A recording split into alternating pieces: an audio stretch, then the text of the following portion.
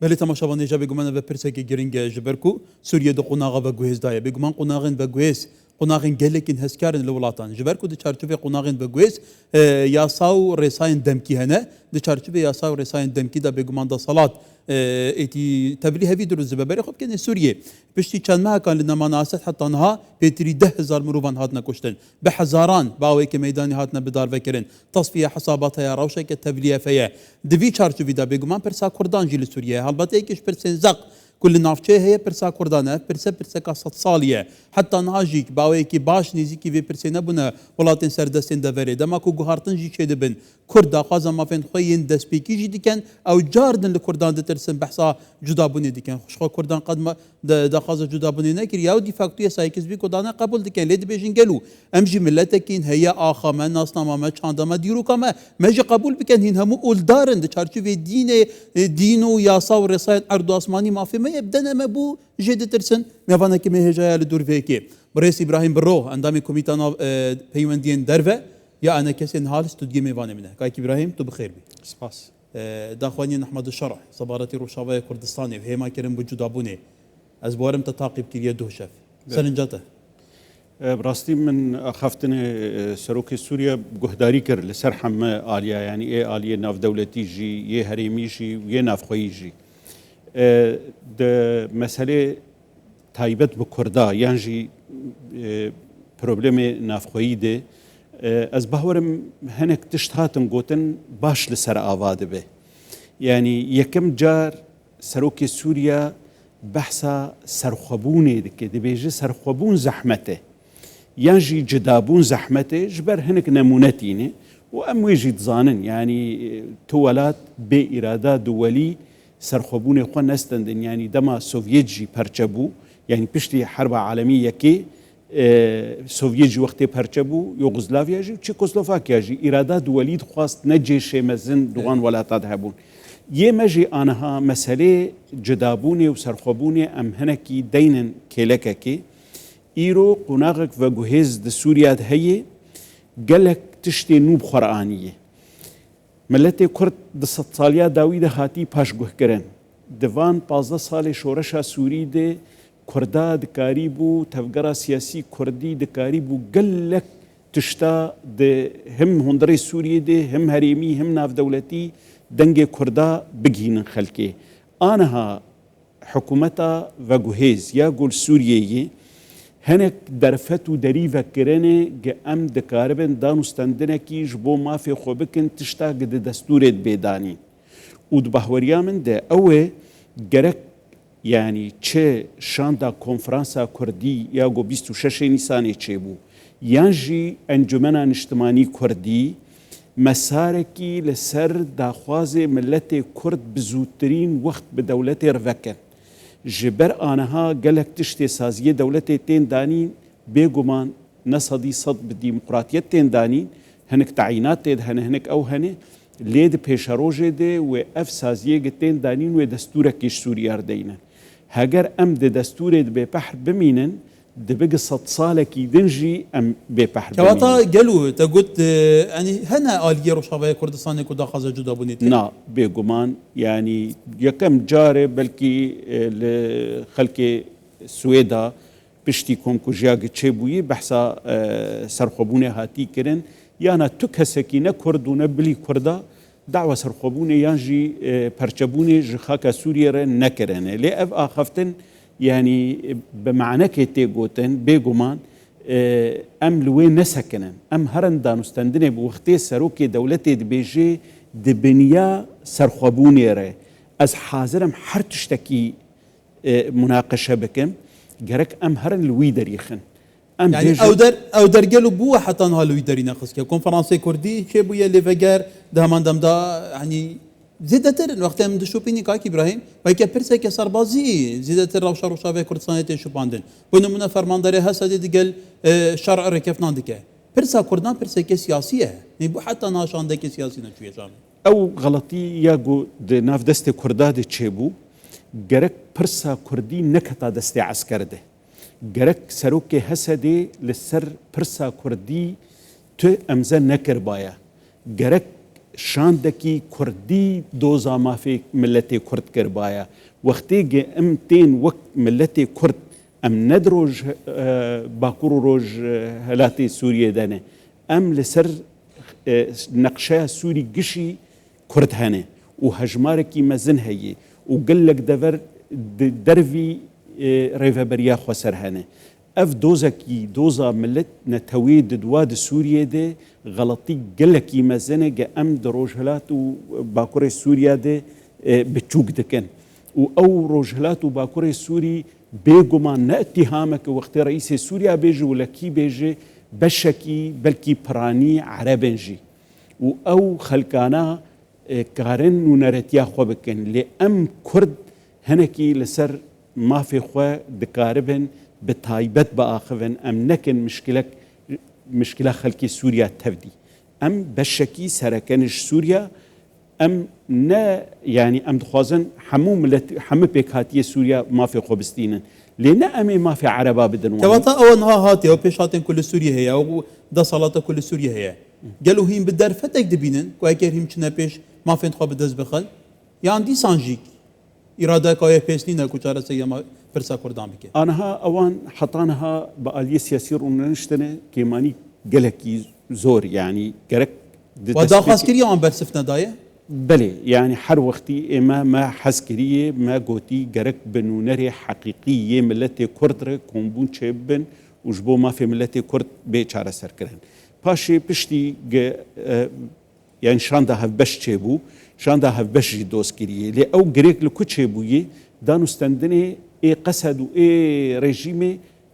هاتنا راوستاندن بيف هاتي جريدان يعني ما في ملتي كرد بوي خالك جري كفتنا هسدي وحكومتها سوري دفي ام كاربن وي خالهان جهندري وي ريكفتني درخن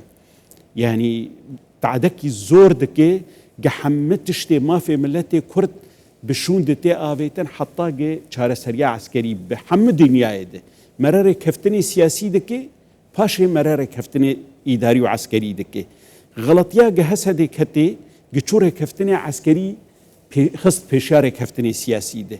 وأفايا وهناكي وقتي بخوه ليه أزبهورم تفيولوجي يعني إرادة ملتي كرد وتفجر سياسي يا كردي جرك خو باش نده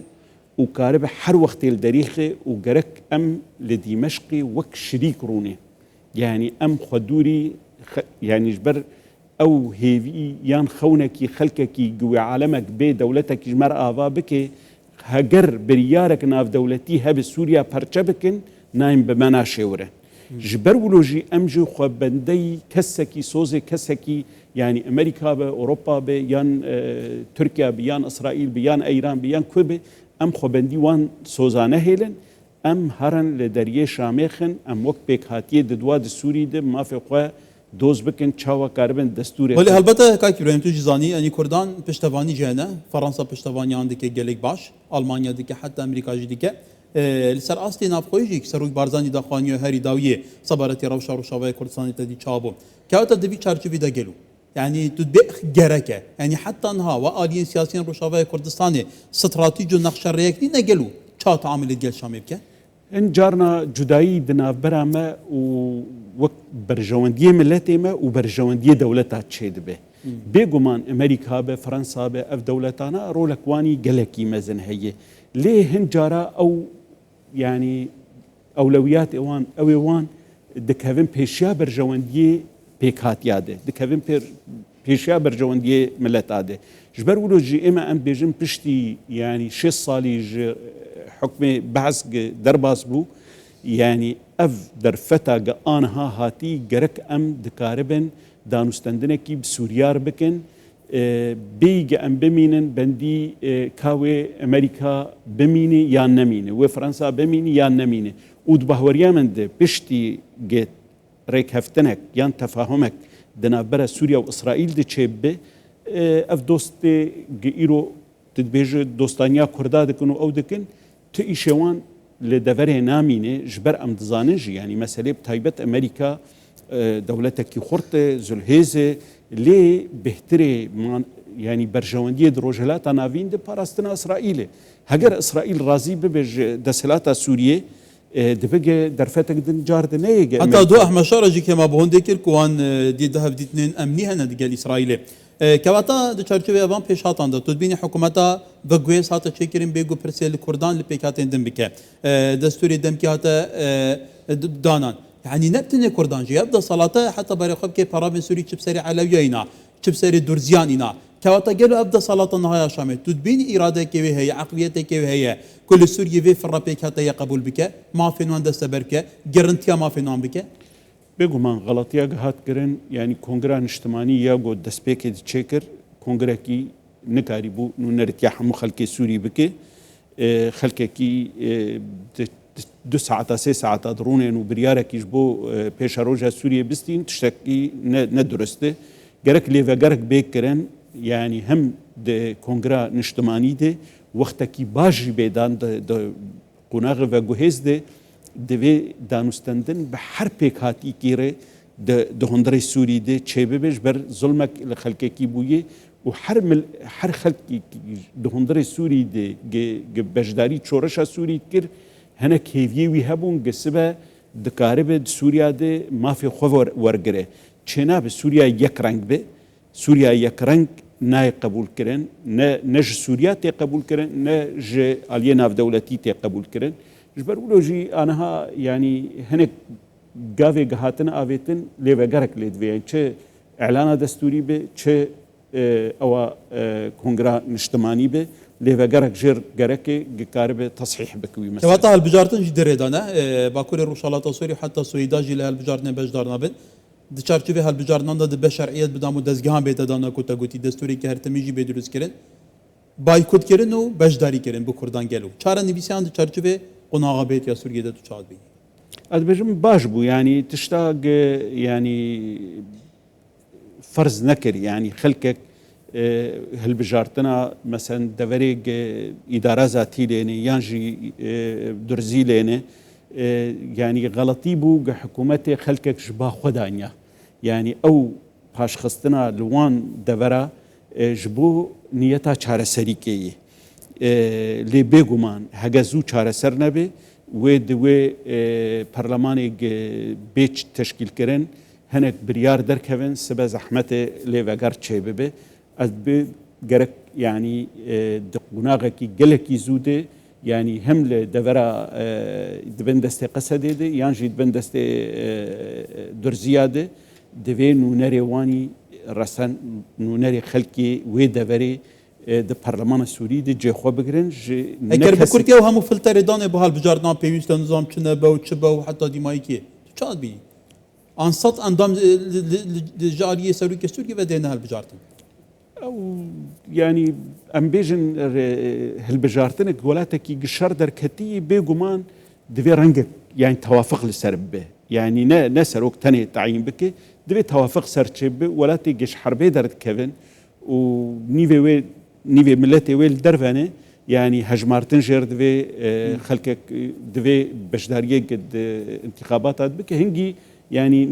نونر ناف دولتي بريارة دو بين تشارجي دقوت صال ونيفك جوي نار دفي أنا ها حكومتها وجهز لسوريا بيجي 3-4 سال جير دفي وتشتكي هناك مبالغتي هي. بله. رئيس إبراهيم برو إيش كسادين سياسيين ديارين روشاوي كردستاني وأندام كوميتا بيوندين درفين أنا كسي الاستوديو ميفاني بوكايك إبراهيم جالك سباس.